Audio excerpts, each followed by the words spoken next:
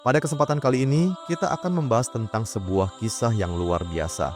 Sebuah kisah yang Allah abadikan dalam Al-Quran agar menjadi pelajaran bagi kita semua, yaitu kisah Ashabul Kahfi. Kisah para pemuda beriman yang Allah tidurkan selama 309 tahun lamanya. Namun, sebelum kita mulai pembahasan yang penuh ibrah ini, jangan lupa untuk menonton video ini sampai akhir, agar sahabat semua tidak hanya mendengar kisahnya, tetapi juga mendapatkan hikmah berharga yang bisa kita ambil dalam kehidupan sehari-hari. Di masa kekuasaan Romawi kuno, ada sebuah kota bernama Apsus. Rajanya dikenal dengan nama Dakianus, seorang penguasa yang zalim.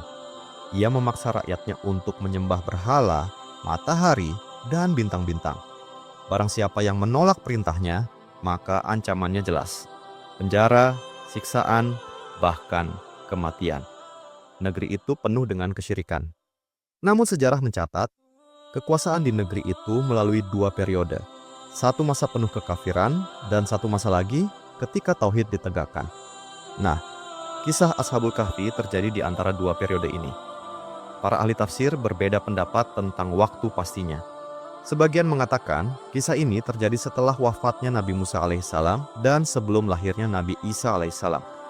Itu artinya, para pemuda Ashabul Kahfi masih memegang ajaran Taurat, agama yang diturunkan kepada Bani Israel. Ulama tafsir seperti Ibnu Katsir menegaskan, kisah ini bukan sekadar sejarah, melainkan sebuah tanda kekuasaan Allah. Maka detail yang paling penting bukan nama raja atau lokasi tepatnya, melainkan pesan iman yang terkandung. Masyarakat pada masa itu hidup dalam belenggu kesyirikan. Mereka tunduk bukan karena keyakinan, tetapi karena takut pada kekuasaan. Hingga pada suatu masa, Dakianus sang raja zalim itu membuat perayaan besar untuk mengagungkan berhala. Undangan disebar ke seluruh penjuru negeri. Warga dari berbagai pelosok datang berbondong-bondong ke kota Apsus. Tidak ada yang berani menolak, sebab absen dari perayaan berarti siap menanggung murka raja. Maka berduyun-duyunlah manusia berkumpul di pusat kota. Genderang pesta dipukul, dupa dinyalakan, dan berhala-berhala disembah dengan penuh keagungan. Namun, di tengah keramaian itu, beberapa anak muda merasa gelisah. Hati mereka menolak kesyirikan dan enggan tunduk pada kebatilan. Ada yang mengatakan mereka keturunan bangsawan, sebab pakaian dan tutur kata mereka menunjukkan kehormatan. Ada pula pendapat bahwa mereka rakyat biasa, tetapi memiliki keberanian luar biasa. Meski tubuh mereka hadir, hati mereka menolak. Hingga salah seorang dari mereka tak tahan lagi. Ia menyelinap keluar dari perayaan, lalu duduk di bawah pohon besar, jauh dari keramaian. Tak lama kemudian, seorang anak muda lain mengikuti jejaknya, duduk di sisinya. Disusul lagi oleh yang ketiga, keempat, hingga akhirnya mereka berjumlah 7 pemuda. Awalnya mereka hanya diam, tak ada yang berani berbicara. Masing-masing takut kalau salah seorang di antara mereka ternyata mata-mata kerajaan. Sekali saja ucapan mereka salah, nyawa bisa menjadi taruhannya. Namun, keheningan itu tak mungkin bertahan lama. Rasa penasaran dan kegelisahan membuat mereka akhirnya saling menoleh, saling bertanya dengan penuh hati-hati. "Mengapa engkau duduk di sini? Bukankah pesta sedang berlangsung?" Satu demi satu mereka menjawab. Rupanya hati mereka sama. Jiwa mereka sama-sama menolak kesyirikan. Fitrah mereka terpaut pada tauhid, hanya menyembah Allah yang Maha Esa. Mereka terkejut, tapi juga gembira. Betapa tidak, di tengah lautan manusia penyembah berhala, ternyata masih ada hati-hati yang Allah lembutkan untuk tetap berpegang pada tauhid. Di saat itu, mereka mulai merasakan indahnya persaudaraan iman. Sebab, sebagaimana firman Allah, hati manusia tidak bisa dilembutkan kecuali oleh Allah sendiri. Seandainya seluruh kekayaan dunia dikorbankan untuk mempersatukan hati, niscaya tidak akan berhasil. Namun karena kelembutan Allah, 7 pemuda ini dipertemukan dengan iman yang sama, di bawah pohon itu, pada hari yang sama, dengan perasaan yang sama. Disitulah awal mula kisah agung Ashabul Kahfi bermula. Mereka mulai membicarakan nasib, mencari solusi, dan merancang jalan keluar dari kezaliman Raja Dakianus. Sahabat Pijar Studio yang dimuliakan Allah Subhanahu wa Ta'ala, Allah menggambarkan mereka dalam Al-Quran. Mereka adalah pemuda-pemuda yang beriman kepada Tuhan mereka, lalu kami tambahkan petunjuk kepada mereka. Dan kami teguhkan hati mereka ketika mereka berdiri lalu berkata, Tuhan kami adalah Tuhan langit dan bumi. Kami sekali-kali tidak akan menyembah Tuhan selain Dia. Surat Al-Kahfi ayat 13-14. Ketika pesta penyembahan berhala usai, kabar segera tersebar ke seluruh kota bahwa ada sekelompok anak muda bangsawan yang tidak hadir dalam perayaan kerajaan. Mereka menyingkir, tidak ikut sujud kepada patung-patung, dan tidak ikut serta dalam ritual syirik yang diwajibkan. Raja Dakianus yang terkenal zalim pun murka. 7 pemuda itu segera ditangkap dan dibawa menghadap ke istana. Dengan wajah garang, sang raja bertanya, "Apa alasan kalian tidak hadir di perayaan agung negeri ini? Mengapa kalian tidak mau menyembah berhala-berhala kami?" Namun Allah berikan kepada para muda itu keberanian yang luar biasa. Mereka bukan nabi, bukan pula rasul, tapi keteguhan hati mereka menyerupai ujian para nabi. Inilah teladan agung bagi para pemuda sepanjang zaman. Mereka berkata lantang di hadapan penguasa zalim itu, "Tuhan kami adalah Tuhan langit dan bumi. Kami tidak akan pernah menyeru selain kepadanya. Jika kami menyembah selainnya, sungguh itu adalah kebohongan yang besar. Kaum kami menjadikan berhala sebagai Tuhan, padahal mereka tidak punya bukti sedikit pun. Maka siapakah yang lebih zalim daripada orang yang mengada-adakan dusta terhadap Allah?" Kata-kata itu menusuk jantung sang raja. Bagaimana mungkin sekumpulan anak muda berani menentangnya di hadapan rakyat banyak? Tetapi Allah yang meneguhkan hati mereka. Rasulullah Shallallahu Alaihi Wasallam pernah bersabda, jihad yang paling utama adalah menyampaikan kalimat kebenaran di hadapan penguasa yang zalim. Dan itulah yang dilakukan para pemuda Ashabul Kahfi. Raja Dakianus, meski marah, tidak langsung membunuh mereka. Ia memberi mereka waktu 3 hari. Raja Dakianus berkata, "Pikirkan lagi keputusan kalian," katanya dengan nada mengancam. "Kalau kalian mau meninggalkan Tuhan kalian dan ikut menyembah berhala-berhala ini, aku akan angkat kalian menjadi orang besar di kerajaan. Tetapi jika tidak, kalian akan binasa." Namun, waktu 3 hari yang diberikan oleh sang raja, tidak mereka gunakan untuk menimbang tawaran jabatan atau iming-iming kedudukan. Justru, 3 hari itu mereka gunakan untuk bermusyawarah. Mereka menyadari bahwa tinggal di tengah masyarakat yang penuh kesyirikan hanya akan membahayakan iman mereka. Maka kemudian mereka bersepakat untuk melarikan diri dari kota dan mencari sebuah gua untuk berlindung. Mereka berkata satu sama lain, "Apabila kamu menjauhkan diri dari mereka dan dari apa yang mereka sembah selain Allah, maka pergilah ke gua itu. Tuhanmu akan melimpahkan rahmatnya kepadamu dan menyediakan sesuatu yang berguna bagimu dalam urusanmu." Surat Al-Kahfi ayat 16. Ayat ini menggambarkan keputusan besar, meninggalkan rumah dan keluarga, melepaskan kenyamanan dunia, untuk mencari tempat persembunyian yang sederhana, sebuah gua di tengah pegunungan. Mengapa gua? Bagi banyak orang, gua hanyalah tempat sempit, gelap, lembab, dan menakutkan. Tapi bagi para pemuda itu, gua adalah benteng akidah. Disitulah hati mereka bisa merdeka. Disitulah lidah mereka bisa berzikir tanpa rasa takut. Disitulah sujud mereka hanya tertuju kepada Allah, jauh dari tekanan penguasa zalim. Mereka sadar, begitu kaki melangkah memasuki gua, hidup mereka tak lagi sama. Tidak ada lagi meja penuh makanan lezat, tidak ada lagi pakaian indah, tidak ada lagi tempat tidur empuk. Yang ada hanyalah tanah dingin, gelapnya malam, dan rasa lapar yang menguji. Tetapi iman mereka sudah menetapkan pilihan. Lebih baik gua yang sempit bersama Allah daripada istana yang megah bersama berhala. Inilah keberanian sejati. Bukan keberanian berperang dengan pedang, tetapi keberanian melawan tekanan sosial. Keberanian menolak arus mayoritas. Keberanian mempertahankan akidah ketika semua orang berpaling. Keputusan mereka meninggalkan kota juga mengajarkan satu hal penting. Dalam menjaga iman, terkadang diperlukan hijrah. Ketika lingkungan tidak lagi kondusif untuk beribadah, seorang mukmin harus berani meninggalkan zona nyaman demi keselamatan agamanya. Akhirnya mereka melarikan diri dari kota dengan berjalan jauh menembus hutan dan mendaki bukit. Dan akhirnya menemukan sebuah gua di pegunungan, sedangkan para prajurit mengejar di belakangnya.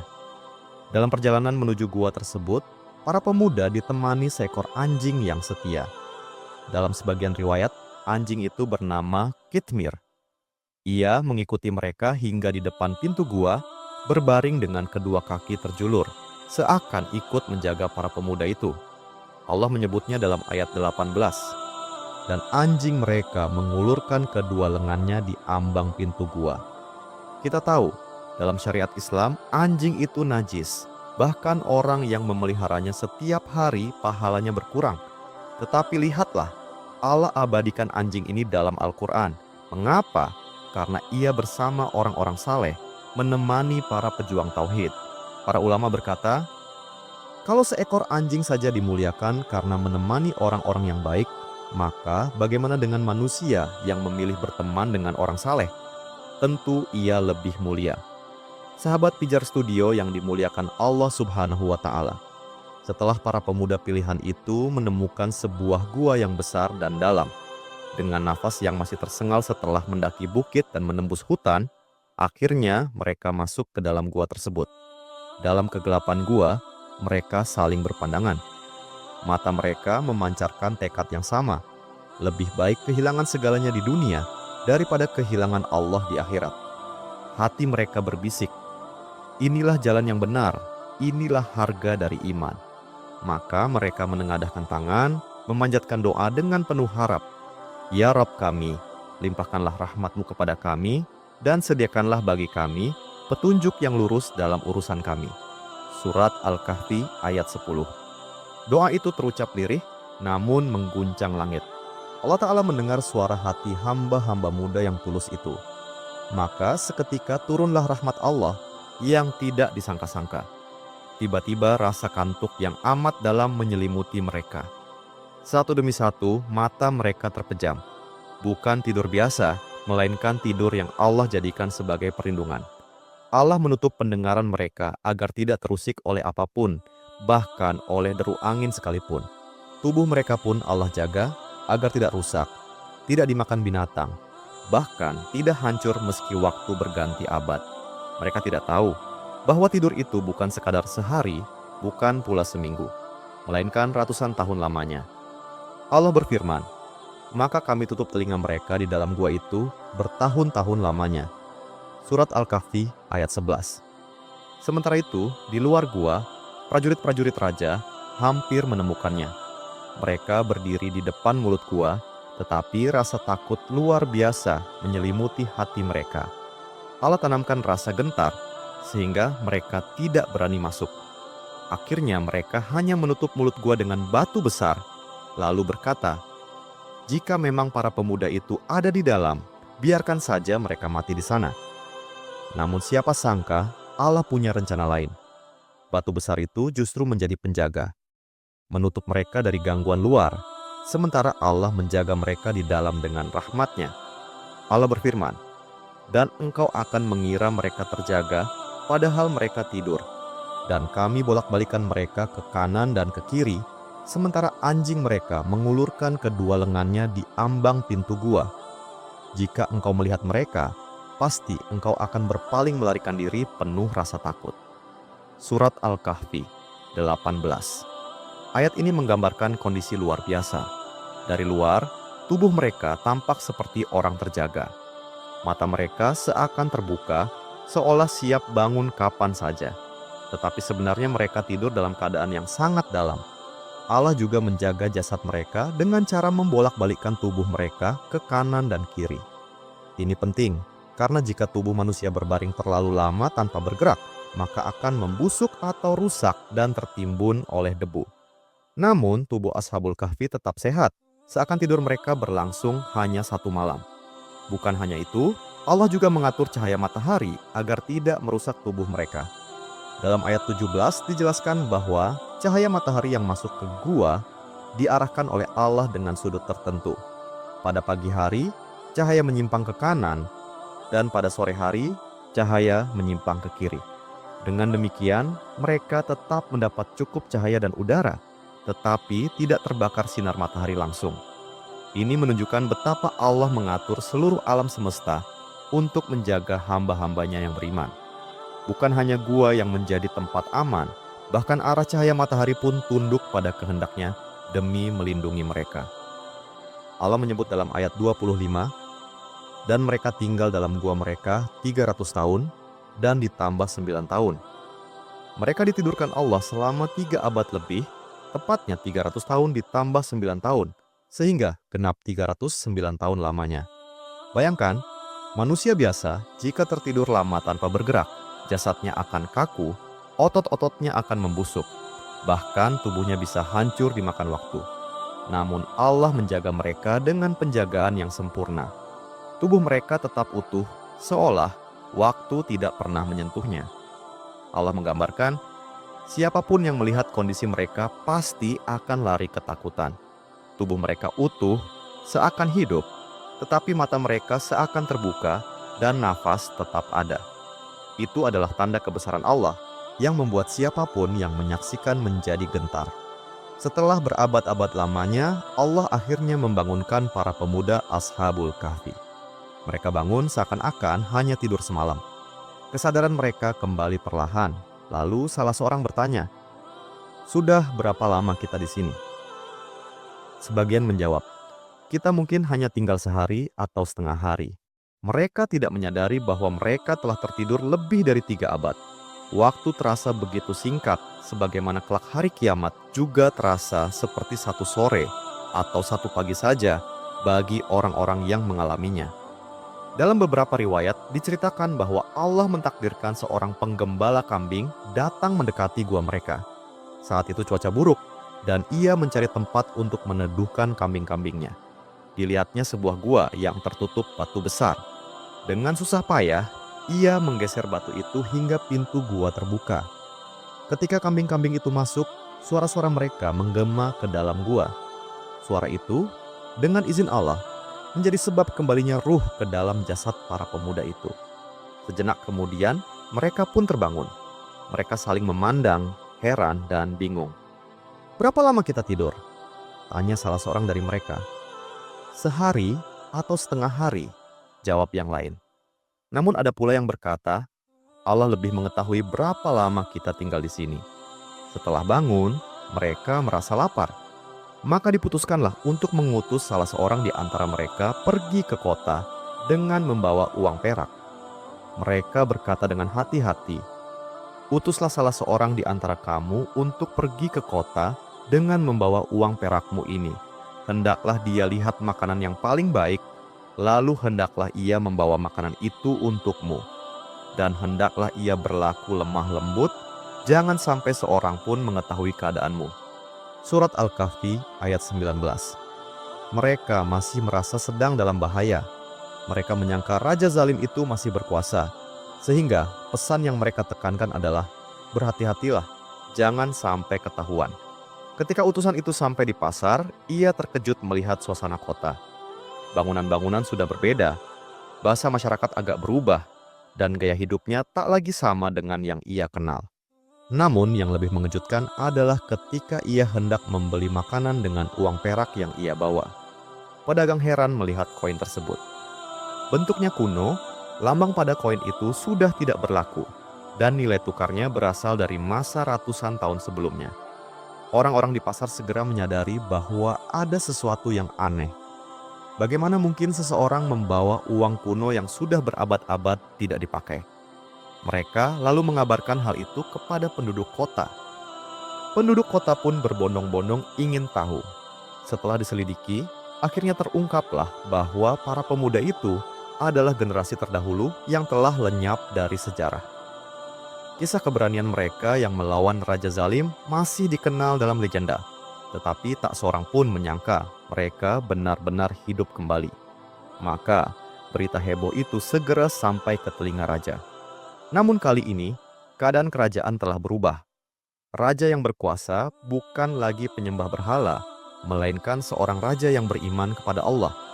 Ia pun mengutus orang untuk menemui para pemuda itu, lalu membawa mereka menghadap. Raja sangat kagum, sebab para pemuda itu bukanlah manusia biasa. Mereka adalah pemuda dari zaman lampau yang Allah jaga jasad dan iman mereka. Mereka tidak menua sedikit pun sejak ditidurkan. Keadaan ini menjadi bukti nyata kekuasaan Allah. Jika Allah mampu membangunkan mereka setelah tidur ratusan tahun, maka Allah lebih kuasa lagi membangkitkan seluruh manusia setelah mati di hari kiamat. Setelah pertemuan itu, raja dan rakyatnya semakin beriman.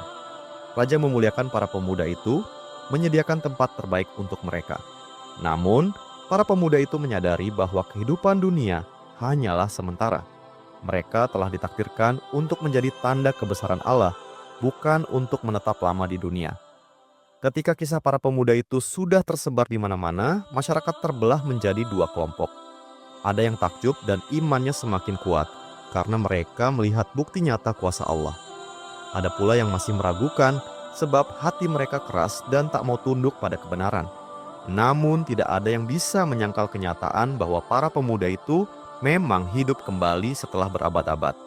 Allah menegaskan, "Dan demikianlah kami pertemukan mereka dengan orang-orang masyarakat itu, agar mereka mengetahui bahwa janji Allah itu benar dan bahwa kedatangan hari kiamat tidak diragukan." Surat Al-Kahfi ayat 21. Inilah hikmah terbesar dari kisah Ashabul Kahfi. Selama ini, banyak orang meragukan adanya hari kebangkitan. Mereka bertanya, bagaimana mungkin manusia yang sudah mati ratusan tahun, tubuhnya hancur, bisa hidup kembali? Allah menjawab keraguan itu dengan bukti nyata. Jika Allah mampu menidurkan beberapa pemuda selama ratusan tahun dan membangunkan mereka kembali dengan tubuh yang tetap utuh, maka membangkitkan seluruh manusia di hari kiamat tentu lebih mudah baginya. Masyarakat yang menyaksikan peristiwa ini kemudian memperdebatkan bagaimana cara menghormati mereka. Ada yang berkata, dirikan bangunan di atas gua mereka. Ada pula yang berkata, kami akan membangun masjid di atasnya. Perbedaan ini menunjukkan bahwa manusia sering berbeda pandangan dalam menyikapi peristiwa besar. Namun yang jelas, Allah mengabadikan kisah Ashabul Kahfi sebagai pelajaran abadi bagi seluruh umat. Setelah pertemuan yang penuh keajaiban itu, Allah kembali menyinggung kisah mereka dalam Al-Quran. Allah berfirman, nanti ada yang akan mengatakan, jumlah mereka 3 orang, yang keempat adalah anjingnya. Dan ada pula yang mengatakan 5 orang, yang keenam anjingnya, hanya menebak-nebak yang gaib. Dan ada pula yang mengatakan 7 orang, yang ke-8 adalah anjing mereka. Katakanlah, wahai Muhammad, Rabbku lebih mengetahui jumlah mereka. Tidak ada yang mengetahui jumlah mereka kecuali sedikit. Maka janganlah engkau berdebat tentang hal itu kecuali perdebatan lahiriah saja, dan jangan engkau bertanya kepada mereka tentang hal itu. Surat Al-Kahfi ayat 22. Ayat ini menunjukkan bahwa yang penting bukanlah berapa jumlah mereka, tetapi pelajaran besar di balik kisah mereka.